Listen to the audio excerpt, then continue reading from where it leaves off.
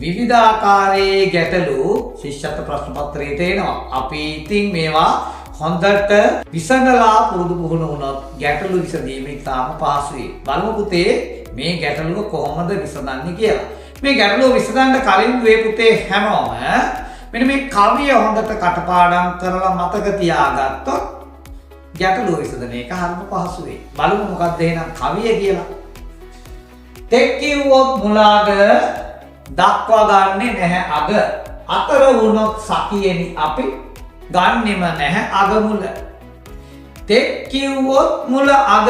ඒ කියන්නේ තෙක් කියලා තියෙනවා නම් ගැටලුවේ සිත තෙක් කියලා තියෙනවා නම් මුල ඉලක්කමක් ගන්නවා අග ඉලක්කමක් ගන්නවා.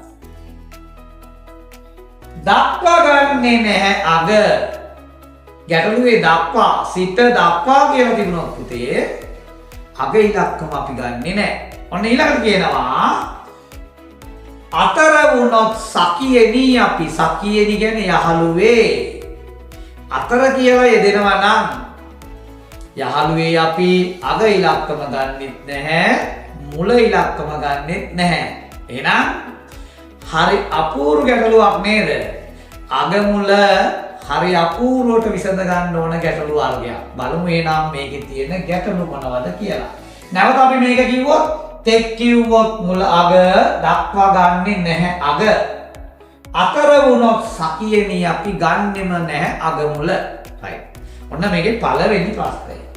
2 සිට 10 තෙක් ඇති ඉරට්ටේ සංඛ්‍යා ලියන්නලු. එහෙනම් අපි ලියා ගන්නවා ඔන්න පළවෙනි ප්‍රශ්නේ.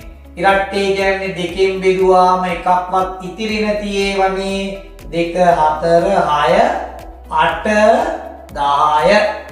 ඔන්න ඉරට්ටේ සංඛ්‍යා. ඔන්න මුලින් කියලා මොකද්ද?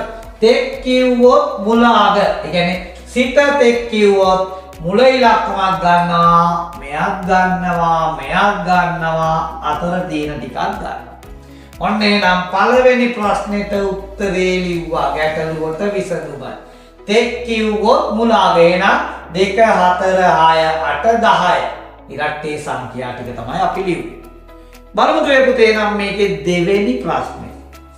1 සිට 9 දක්වා ඇති ඔත්තේ සංඛ්‍යා. ඔත්තේ සංඛ්‍යා කියන්නේ පුතේ දෙකෙන් බෙදුවාම ඉතිරි වෙන ඒවානේ. right. මොනවද බලමු එහෙනම් ඔත්තේ සංඛ්‍යා? 1 3 5 7 9. ඔන්න ඔත්තේ සංඛ්‍යා. හැබැයි මේක කියනවා දක්වා කියලා තියෙනවා. මේකේ දක්වා කිව්වොත් මොකද්ද? දක්වා ගන්නේ නැහැ අග. අග ඉලක්කම ගන්නෙ නැහැ.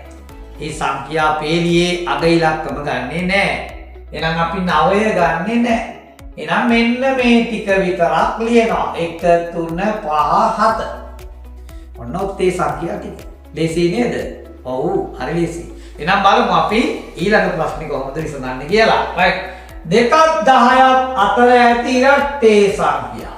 ඔන්න තුන්වෙනි ගාන අපි 2 ගත්තා 4 6 8 10. මොකද මේ කියන්නේ? අතර වුණොත් සකියෙනි අපි ගන්නෙම නැහැ අග මුල. අග ඉලක්කම ගන්නෙත් නැහැ මුල ඉලක්කම ගන්නෙත් නැහැ. ඒ කියන්නේ පුතේ මේක ගන්නෙත් නැහැ මේක ගන්නෙත් නැහැ. එහෙනම් උත්තරේට ලියන්නේ 4 6 8 කියන ඉලක්කම් තුන විතරයි. ලේසියි. හරිම ලේසියි.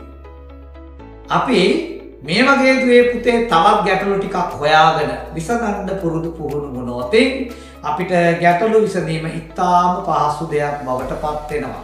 අපි එනම් ඊළඟ ගැටලුවෙන් හම්බ වෙමු.